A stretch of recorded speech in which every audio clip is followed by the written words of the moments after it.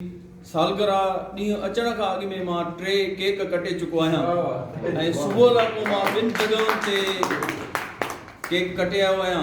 हीउ टियों आहे आर्ट्स काउंसिल में ऐं अहिड़े तरीक़े सां 2 तकरीबूं ॿियूं बि रखियल आहिनि। हीउ दोस्तनि जो हिकिड़ो जीअं सवेर मल्हार ॻाल्हि कई त दोस्तनि मूंखे चयो त हिते अदबी हाल में वॾे पैमाने ते तव्हांजी सालगिरह जो प्रोग्राम रखंदासीं, पर मां दोस्तनि खे हथ ॿधी माज़रत कई ऐं मां चयो त यार तव्हां पंहिंजे ओताक में नंढड़ो जीअं रखंदा आहियो प्रोग्राम, मूंखे उन में वधीक ख़ुशी थींदी। तव्हां सच पुछो, तव्हां न ॾिठो हूंदो त कॾहिं मां हिन अदबी हाल में मूंखे 8 साल थिया आहिनि, पंहिंजे लाइ मां कॾहिं प्रोग्राम न करायो आहे। बल्कि जिन दोस्तनि मूंखे चयो आहे त मां उन्हनि सां बि रिफ्यूज़ कयो आहे। शोहरतुनि खां हक़ीक़त इहा आहे त मां भॼंदड़ माण्हू आहियां।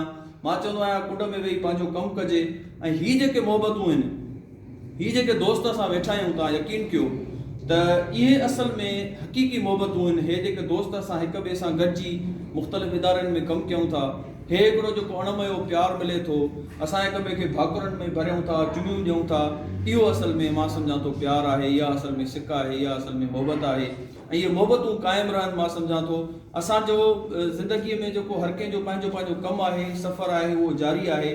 पर मां चवंदो आहियां जेकॾहिं का शइ यादि रहे थी त उहो माण्हू जो रवैयो आहे।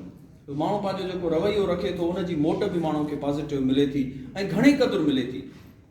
90% तव्हांखे मोट पॉज़िटिव मिलंदी, बाक़ी 10% तव्हां नेगेटिव मोट जी बि उमेद रखो, छो त उहो बि ज़रूरी आहे, उहा बि ज़िंदगी जो हिसो आहे। ऐं ज़ाहिर आहे त कोई बि माण्हू परफेक्ट कोन्हे को, हर माण्हू खां का न का काथे न काथे का ग़लती, का घटि वधाई, का ख़ता थिए थी।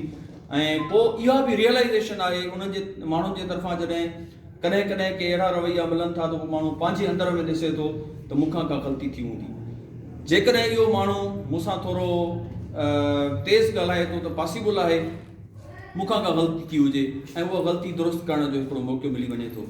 तो मां तमामु घणो शुक्रगुज़ार आहियां पंहिंजे दोस्त अदब शोबे जे चेयरमैन ऐं सिंधी ॿोली जे नाले वारे शाइर मल्हार सिंधीअ जो, जंहिं तमामु घणी मनो करण जे बावजूद बि ज़ोर कयो त ॿियो न त भला गवर्निंग पार्टी जा दोस्त ई जेके आहिनि उहे गॾु कयूं ऐं हुन जो ऐलान कयो त सभिनी गवर्निंग पार्टी जा जेके दोस्त आहिनि असांजा ऐं ॿिन्ही सरवाणनि समेत उन्हनि जा जेके जनम ॾींहं आहिनि असां हिते घटि में घटि हिन पैमाने ते ज़रूरु मल्हाईंदासीं। उहा तमामु सुठी ॻाल्हि आहे। ऐं मल्हार इहो बि चयो त उहो असां आर्ट्स काउंसिल ते ॿार न विझंदासीं, उहो ज़ाती तौर ते कंदो।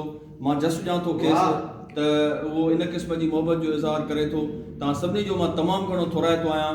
फर्दनि नाला खणी मां नथो चवां, जेके बि सभु दोस्त हिते वेठा आहियो, मुंहिंजे दिलि जे क़रीब रहंदड़ दोस्त आहियो, तव्हां मूंखे तमामु घणी इज़तूं ॾिनियूं आहिनि। तव्हां यकीन कयो त कॾहिं कॾहिं मूंखे इन ॻाल्हि जो अहसासु थींदो आहे त शायदि इहे जेके इज़तूं मूंखे मिलनि थियूं, शायदि मां एतिरो कमु न कयो आहे, पर पोइ बि तव्हां सभिनी जी महिरबानी जो तव्हां मूंखे इज़तूं ॾिनियूं आहिनि। साईं अब्दुल कादिर साहिबु, भाऊ शमीर, भाऊ दुरमोहन बुर्ड़ो, अकबर सासोली साहिबु, इहे बि दोस्त वेठा आहिनि। मां उन्हनि जो बि तमामु घणो शुक्रगुज़ार आहियां जिन मूंखे मान ॾिनो ऐं मोहबत।